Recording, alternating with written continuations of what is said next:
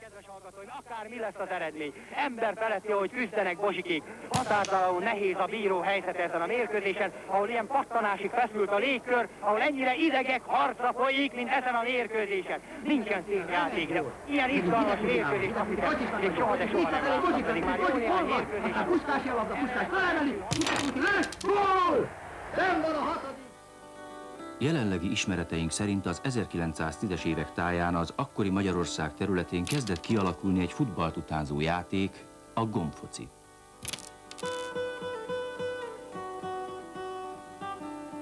A szabályok. A 120x180 cm-es pályán 5 cm átmérőjű, 1 cm magas korongocskák a játékosok. A 15-20 cm hosszú pálcával pöckölik a versenyzők a korongokat. A mérkőzés 2x13 percig tart. A szabályok annyiban térnek el a labdarúgáséitól, hogy les nincs, és csak az ellenfél térfeléről lehet gólt lőni. A legfontosabb szabály a szektorszabály, ami azt jelenti, hogy a versenyző csak akkor következik újra, ha a labdát úgy tudja odapöckölni saját játékosának, hogy attól 4,5 centin belül maradjon. Az egymást követő gyermeknemzedékek hajthatatlanul kitartanak a kabátokról levágott, konyhák kőpadlóján reszelt, szurokkal ragasztott és drótozott gombok mellett.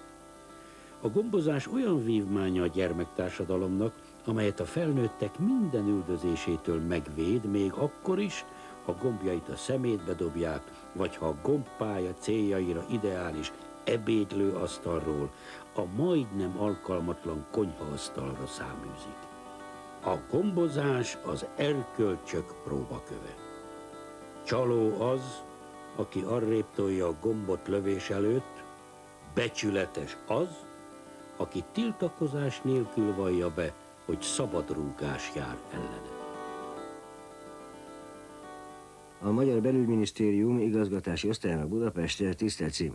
A gombfociból lett asztali labdarúgás az elmúlt néhány év alatt komoly versenyággá fejlődött.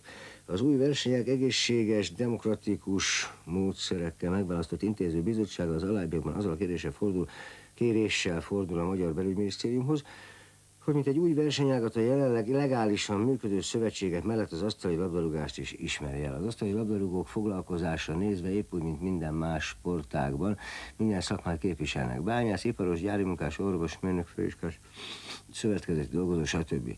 Kérjük az MBM illetékes osztályát, hogy az asztali labdarúgók országos szövetségének létrehozását engedélyezze, mely új, nagyszerű magyar kezdeményezést, új eredményeket szolgáltatna a társadalmunknak.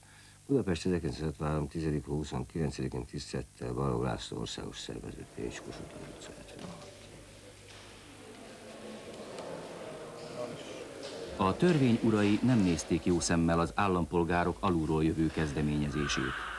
A belügyminisztérium rendre elutasította az ideiglenes intézőbizottság kérelmeit.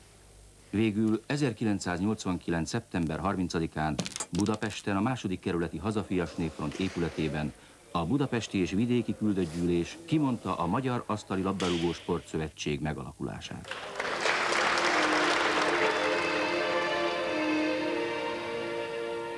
Egy